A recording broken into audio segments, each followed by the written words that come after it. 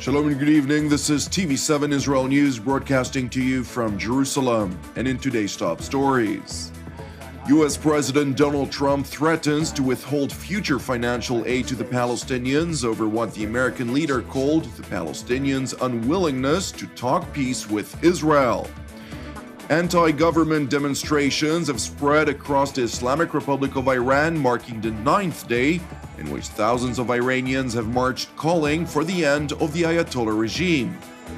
German Foreign Minister Sigmar Gabriel urges countries not to take advantage of the inner-Iranian conflict in their aspired bid to overthrow Iran's clerical regime, warning of dangerous consequences.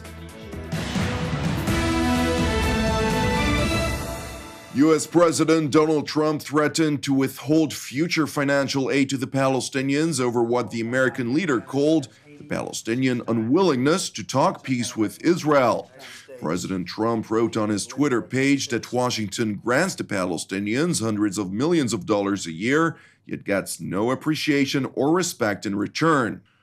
U.S. Ambassador to the United Nations Nikki Haley clarified the president's statements, stressing that the move aims at forcing the Palestinians back to the negotiating table, while stressing that Washington would not continue to fund the prevailing status quo. When asked regarding the Jerusalem resolution that was passed at the United Nations General Assembly, which called on the United States to retract on its recognition of Jerusalem as the capital of Israel, Ambassador Haley reiterated that Trump's declaration fulfilled the will of the American people. She further re-emphasized Washington's aspiration of restarting the long-stalled peace negotiations between Israel and the Palestinians, and will take all necessary measures to bring about a viable solution to the decades-old conflict. I stood proudly, even if I was the only hand in the Security Council, to fight for the will of the people of the United States. They wanted to see the embassy moved to Jerusalem, and we followed through with that. We very much still want to have a peace process. Nothing changes with that. The Palestinians now have to show their will that they want to come to the table. As of now, they're not coming to the table, but they ask for aid. We're not giving the aid. We're going to make sure that they come to the table, and we want to move forward with the peace process. The Palestinian leadership responded to the American threat by condemning what they claim to be cheap blackmail, while stressing that the Palestinian rights could not be bought by President Trump, whom they accused of disqualifying himself as an honest peace broker. I would say that Palestinian rights are not for sale, and we will not succumb to blackmail. There are imperatives and requirements for peace, and unilaterally President Trump has destroyed them. He has even sabotaged our efforts at achieving a just peace and getting freedom and dignity for the Palestinian people. By recognizing occupied Jerusalem as the capital of Israel, he has not only disqualified himself as a peace broker or a mediator by taking sides and by becoming complicit in Israel's occupation, he has also totally sabotaged, he has totally destroyed the very foundations of peace. Palestinian President Mahmoud Abbas's spokesman also commented on the American threat, stressing that while Jerusalem is not for sale, neither for gold nor for silver, the Palestinians were not opposed to returning to peace talks so long as it is held on the foundation of establishing a Palestinian state on the basis of a two-state solution on lands captured by Israel in the 1967 war, with East Jerusalem as its capital. Meanwhile, in Jerusalem, Prime Minister Benjamin Netanyahu's cabinet ministers praised the position of the United States, in which financial support would only be granted in return for a true Palestinian effort to reach a peace solution to the decades-old conflict between Israel and the Palestinians.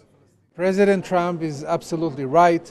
It is impossible to wait and wait and wait for so many years for the Palestinians to go forward and renew the negotiation. They left the room in April 14, and for 4 years almost, they are reluctant to negotiate with Israel, and they should not be given so much money from the American taxpayer without no understanding that it's time for them to get pragmatic, come to their senses, and negotiate with Israel. The United Nations Relief and Works Agency for Palestine Refugees released a statement on the matter of Washington's threat, saying UNRWA has not been informed by the United States administration of any changes in U.S. funding to the agency. According to the agency's website, the United States is its largest donor, with an annual pledge of nearly $370 million. Now to the Islamic Republic of Iran, where anti-government demonstrations have spread across the country, marking the 9th day in which thousands of Iranians have marched calling for the end of the Ayatollah regime.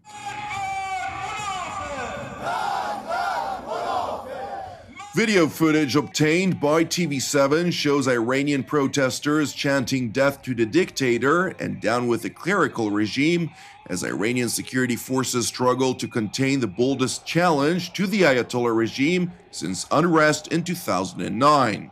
Several thousands of protesters have been reportedly arrested over the last several days, with a confirmed death toll rising to 21. While the demonstrations initially broke out focusing on economic hardships and alleged corruption, the calls for regime change quickly turned the protests into political rallies. In a first reaction to the unrest, Iran's supreme leader Ayatollah Ali Khamenei accused enemies of the Islamic Republic of stirring unrest across his country as his regime intensifies efforts against protesters. منتظر یک فرصت، منتظر یک رخنه است که از این رخنه وارد بشه. شما همین قضایای این چند روز رو مشاهده کنید. همه کسانی که با جمهوری اسلامی بدن، اونی که پول داره، اونی که سیاست داره، اونی که سلاح داره، اونی که دستگاه امنیتی داره، همه دست به دست رو هم میگذارن برای اینکه بلکه بتوانن برای نظام اسلامی و جمهوری اسلامی و انقلاب اسلامی مشکل درست کنن. حالا من انشالله حرفایی دارم راجع به این قضایای این چند روز، با مردم عزیزمون حرف دارم، من حرف خواهم زد انشالله در وقت خودش. Iranian President Hassan Rouhani also responded to the protests against the regime, accusing the United States and Israel of taking revenge against the Islamic Republic by provoking protesters. Both Washington and Jerusalem rejected the notion of being involved in the protests against the regime, while expressing support for the Iranian opposition in seeking freedom and justice. I heard today Iran's President Rouhani's claim that Israel is behind the protests in Iran. It's not only false, it's laughable. And unlike Rouhani, I will not insult the Iranian people. They deserve better. Brave Iranians are pouring into the streets. They seek freedom, they seek justice, they seek the basic liberties that have been denied to them for decades. Iran's cruel regime wastes tens of billions of dollars spreading hate. This money could have built schools and hospitals. No wonder mothers and fathers are marching in the streets. The regime is terrified of them, of their own people. That's why they jail students. That's why they ban social media. But I'm sure that fear will not triumph, because the Iranian people are smart, they're sophisticated, they are proud. Today they risk everything for freedom. While the United States accused Iran of human rights abuses in attempting to crack down the protests, Germany's Foreign Minister Gabriel Sigmar urged countries not to take advantage of the inner-Iranian conflict and their aspired bid to overthrow the clerical regime, warning of dangerous consequences. It is important to know that while thousands of Iranians have rallied against the government, pro-government rallies in several Iranian cities drew thousands of marchers in support of the Islamic Republic's clerical regime. Thank you for watching us. I'd like to wish you, together with the team here in Jerusalem, yet again, a blessed 2018. Keep praying for the peace of Israel and the peace of Jerusalem. I'm Jonathan Hassan. Have a Erev Tov. We will see you again tomorrow at the same time.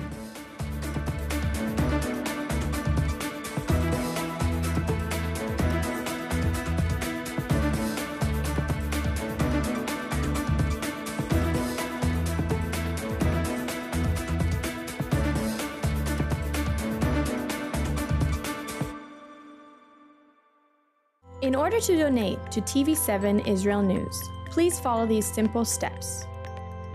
First, press the Donate logo located at the bottom left side of TV7 Israel News Facebook page, or on the Donate tab at the head of the page. Then insert the amount you'd like to donate, and fill in your credit card information. Just like this. And press Review Donation and continue.